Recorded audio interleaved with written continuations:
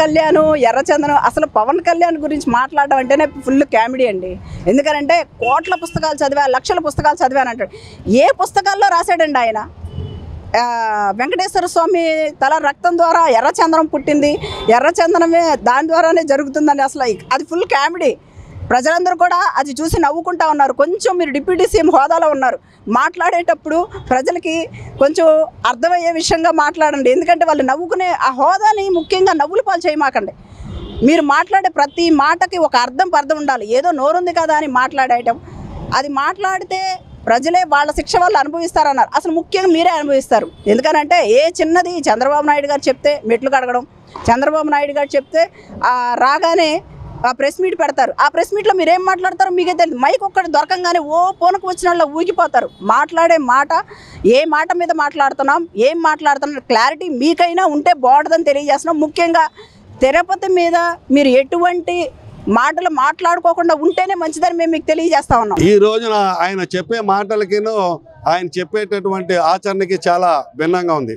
ఒకనాడు ఏమైంది, పీడిఎఫ్ బియ్యం పట్టుకుంటే మొత్తం కూడా దాన్ని ఇమీడియట్గా దాని మీద తాట తీస్తాను అయ్యి అని చెప్పి ఏది ఉపన్యాసాలు చెప్పేటటువంటి మరి ఆ రకమైనటువంటి తప్ప ఆచరణ అనేటటువంటిది ఎక్కడ ఉత్తర కుమార ప్రలాపాలు తప్ప పవన్ కళ్యాణ్ మాటలకి చేతలకి ఎక్కడ కూడా పొంతన ఉండేటటువంటి పరిస్థితి ఉండదు. కాబట్టి కేవలం సినిమాలో మన సినిమా చూసాం ఎర్రచందనం, దాని మీద పుష్ప సినిమా టైపులో ఇదొక సినిమా అని చెప్పి అనుకోవాలి, కానీ ఆచరణకి నిలబడేటటువంటి పరిస్థితి ఉంటుందని చెప్పి మేము అభిప్రాయపట్ల.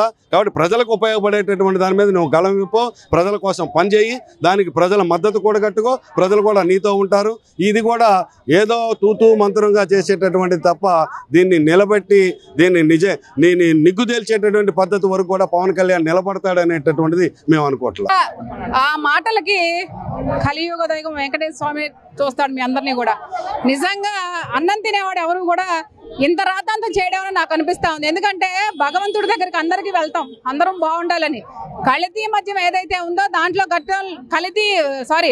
కల్తీ నెయ్యి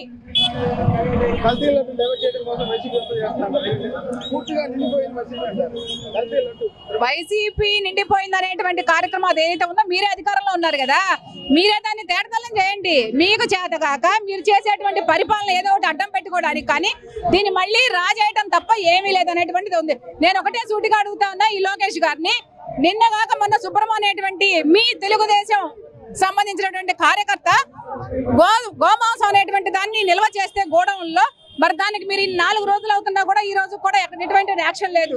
ఇదేనా మరి మీరు భగవంతుడి మీద ఉన్నటువంటి సనాతన ధర్మం మీద ఉన్నటువంటి అభిమానం అని అడుగుతా ఉన్నాం. ఈ రోజు రాష్ట్రంలో ప్రతి ఒక్కళ్ళు కూడా కలియుగ దైవం వెంకటేశ్వర దగ్గరికి వెళ్ళి చక్కగా అందరూ బాగుండాలని కోరుకుంటాం. కానీ మీరు జగన్మోహన్ రెడ్డి గారిని ఒక కులానికి చూపించి అది చేయడం అనేటువంటిది సరైన విషయం కాదు.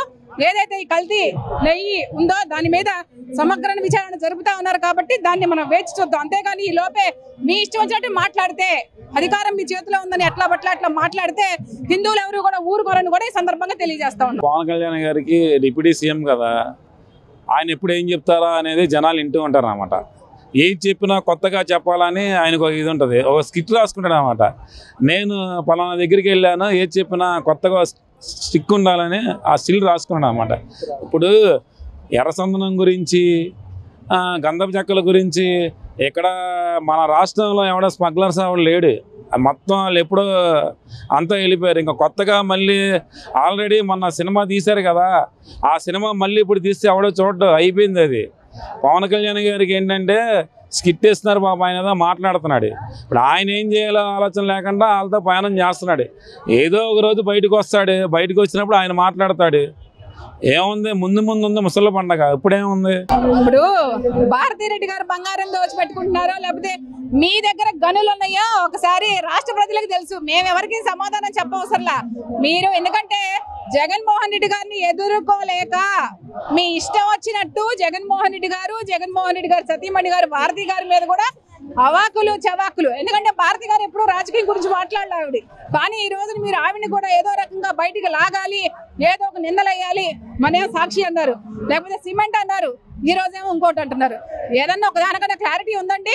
మాట అనేటప్పుడు దాన్ని ఏం మాట్లాడాలో ఒకసారి అర్థం చేసుకుని మాట్లాడు. ఎందుకంటే పరిపక్వత లేనటువంటి రాజకీయాలు చేసేటువంటి ఈ నాయకులందరూ కూడా మేము ఒకటే చెప్తా ఉన్నాం. జగన్మోహన్ రెడ్డి గారి కాలంలో ఎప్పుడు కూడా మీ కుటుంబంలో ఉన్న వాళ్ళు కానివ్వండి, మిమ్మల్ని కానివ్వండి, రాజకీయంగా తప్ప మీరు సొంతగా వ్యక్తిగతంగా ఎప్పుడు కూడా దూషించలా. కాబట్టి ఎందుకంటే 40 ఏళ్ల అనుభవం ఉన్న పార్టీయో లేకపోతే 40 ఏళ్ల రాజకీయ చరిత్ర ఉన్నటువంటి నేనని చెప్పుకుంటారు కదా, పరిపక్వతతో పనిచేయండి అని కూడా మేము హితవు పలుకుతా ఉన్నాం. బాబు వస్తేనే జాబ్ వస్తుంది అనేది వాళ్ళు నినాదం ప్రజల్లోకి తీసుకొచ్చారు. ఆ నినాదం ఒక్కసారైనా మీరు నిరూపించుకోగలిగారా? ఇన్ని 4 సార్లు ముఖ్యమంత్రి అయ్యారు, ఒక్కసారైనా చంద్రబాబు వస్తే రాష్ట్రం బాగుపడిద్ది అనే మాట ఒక్కళ్ళతో చెప్పించండి. మీరు వచ్చారంటే జాబు కాదు కదా, ఉన్న జాబులు కూడా ఊడిపోతాయి. ఎన్ని లక్షల జాబులు కాదు, కనీసం 10 ఇప్పించండి అబ్బా. మీ స్థాయిలో మీరు మీ రాష్ట్రంలో మీరు ముఖ్యమంత్రిగా ఉండి మీరు అధికారంలో ఉండి ఒక్క ఉద్యోగం కూడా ఇప్పించలేరు. మీరు ఉద్యోగాలు ఇప్పించకపోగా ఇప్పిస్తామని ప్రజల్ని మభ్యపెట్టి మీరు గద్దెనెక్కారు. మరి ఈ రోజున ఒక్కటి కూడా ఇవ్వలేదు. మరి మీరా మాట్లాడేది? మేము జగన్మోహన్ రెడ్డి గారు ఏం చేయలేకపోయారు, మేము వస్తే ఉద్యోగాలు తెస్తా అన్నారు. మీరు ఉద్యోగాలు ఇవ్వడం దేవుడెరుగు. ఉన్న ఉద్యోగాలు పర్మనెంట్ చేసి అవి ఓడగొట్టకుండా ఉంటే మంచిదని మేము తెలియజేస్తా ఉన్నాం.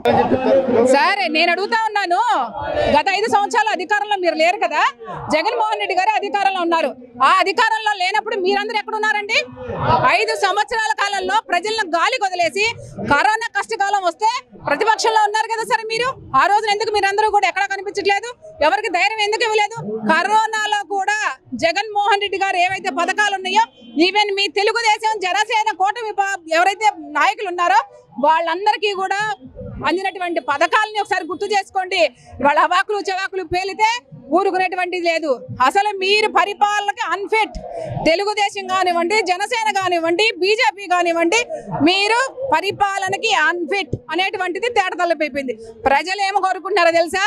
గతంలో జగన్మోహన్ రెడ్డి గారు ఏదైతే పథకాలు ఇచ్చి మా ఇంటి గుమ్మం తొక్కారో పథకాలన్నీ కూడా ఇవాళ మళ్ళీ అవి రావాలంటే మళ్ళీ జగన్మోహన్ రెడ్డి గారు రావాలి అనేటువంటి ఎదురు చూపులతో ఈరోజు చూసారుగా మెడికల్ కాలేజీలో ప్రజల యొక్క ఆగ్రహం ఎంత పెద్ద ఎత్తున ఉందో మీరందరూ కూడా చూడాలి.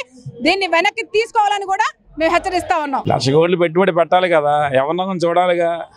ఇప్పుడు జగన్మోహన్ రెడ్డి పథకాలు ఇచ్చాడు, ఏంటి ఆ పథకాలన్నీ ఏమీ లేవు. ఏదో చెప్పాలిగా. ఎవరో వస్తారు, పెడతారు, 1,00,000 కోట్లు, 1,00,000 ఉద్యోగాలు ఇస్తామని 100 చెప్తాం. మనం మాటలే కదా, 1,00,000 మాటలు చెప్తాం.